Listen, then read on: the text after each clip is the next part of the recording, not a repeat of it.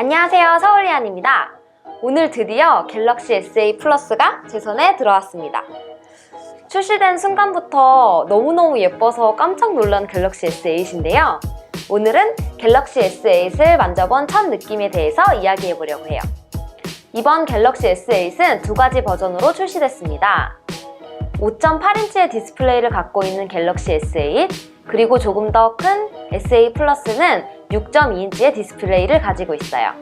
LG G6와 같은 18:9의 비율을 가지고 있고, 인피니트 디스플레이라고 새롭게 부르는 양면 엣지 디스플레이가 전면을 꽉 채우고 있어서 아주 깔끔한 느낌이 들어요. 상 하단의 베젤도 홈 버튼과 삼성 로고를 전부 없애면서까지 극단적으로 줄였습니다.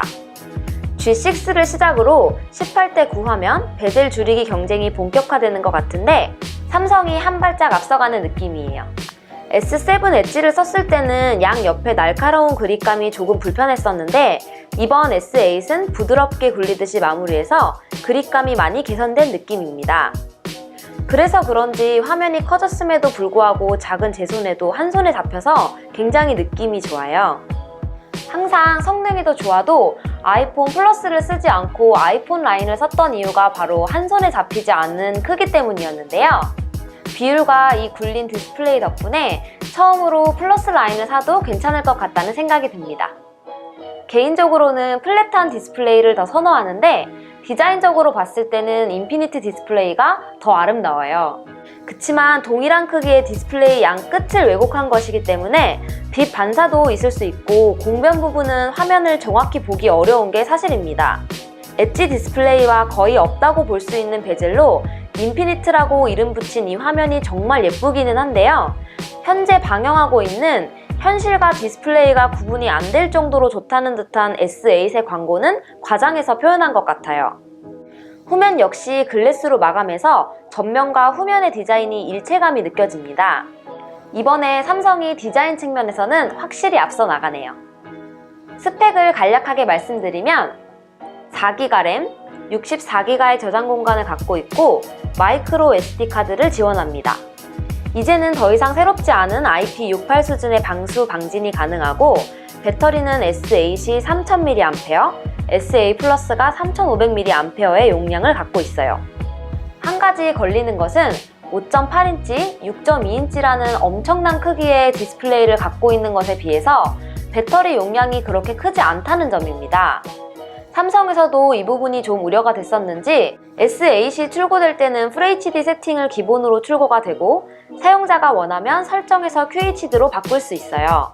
소개할 땐 QHD라고 하고선 배터리 최적화를 위해서 FHD로 기본 세팅을 한 것이 어째 삼성스럽다고 생각이 들면서도 또 한편으로는 이렇게 절대로 마케팅하지 않았을 LG가 참 안쓰럽기도 합니다. 한 가지 특이한 점이 S8은 홈 버튼을 화면에 넣었는데도 여전히 물리키로 동작한다는 점입니다. 여기 화면에 떠있는 홈 버튼을 눌러보면 아래 햅틱 엔진이 반응하면서 피드백을 줘요.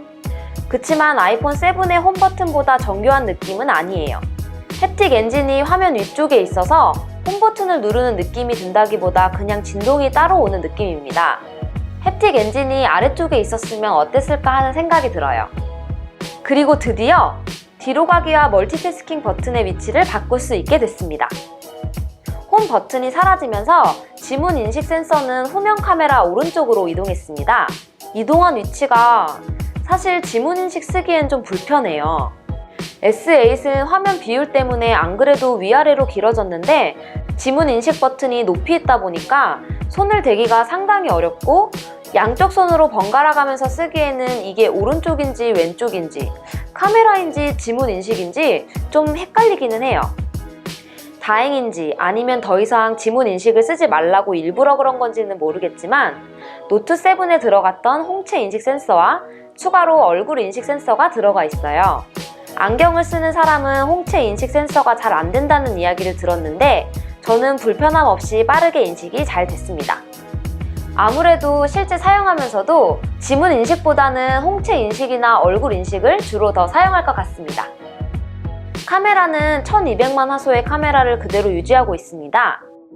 경쟁사에서는 여전히 카메라 경쟁을 하고 있는데 사실 충분히 잘 찍히니까 별로 불만은 없어요. 셀피 카메라가 많이 바뀌었는데요. 500만 화소에서 800만 화소로 늘어났고 화각도 좀 더 넓어졌습니다. 하지만 여전히 셀피 카메라는 소프트하고 수채화 현상도 나타나서 아쉽기는 해요. 저같이 강제 뷰티 모드가 싫은 사람도 있으니까 SA뿐만 아니라 모든 제조사가 셀피 카메라에도 좀 더 신경을 써줬으면 좋겠습니다. 이거 엄청 재밌다.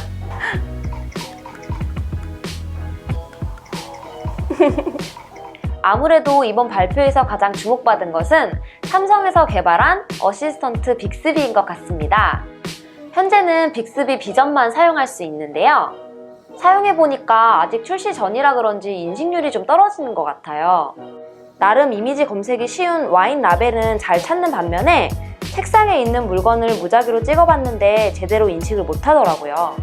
이제 시리, 구글의 어시스턴트, 그리고 삼성의 빅스비까지 비서가 셋이나 생겼는데요. 이 부분은 기대 반, 우려 반입니다. 일단은 구글 어시스턴트와 직접적으로 경쟁해야 되는데 지금 당장 핸드폰을 제어하는 능력은 조금 더 뛰어날 수도 있어요.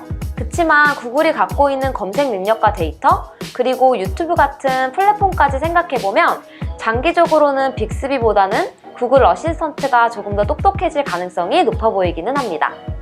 이 부분은 좀 더 지켜봐야 될 것 같아요. 다만 삼성이 진짜 잘한다고 생각한 건 빅스비의 목소리예요. 시리도 구글 어시스턴트도 모두 기계 같은 음성인데 빅스비는 한국어의 경우 호란이 녹음했다고 해요. 영화 허 보셨나요? Hello, I'm here. Hi.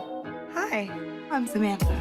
저는 거기서 주인공 호야킨 피닉스가 사만다와 사랑에 빠진 건 말이 잘 통해서라기보다는 스칼렛 요한슨의 목소리가 큰 역할을 했다고 생각하거든요.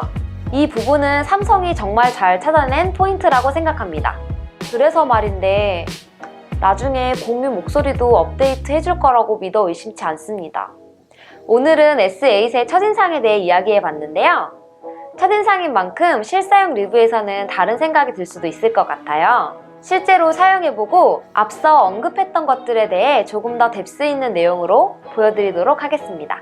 재미있게 보셨다면 좋아요 눌러주시고 저의 다음 이야기가 궁금하신 분들은 구독도 부탁드릴게요. 그리고 궁금한 점이나 의견은 코멘트로 남겨주세요. 그럼 저는 다음 영상으로 돌아오겠습니다. 안녕히 계세요.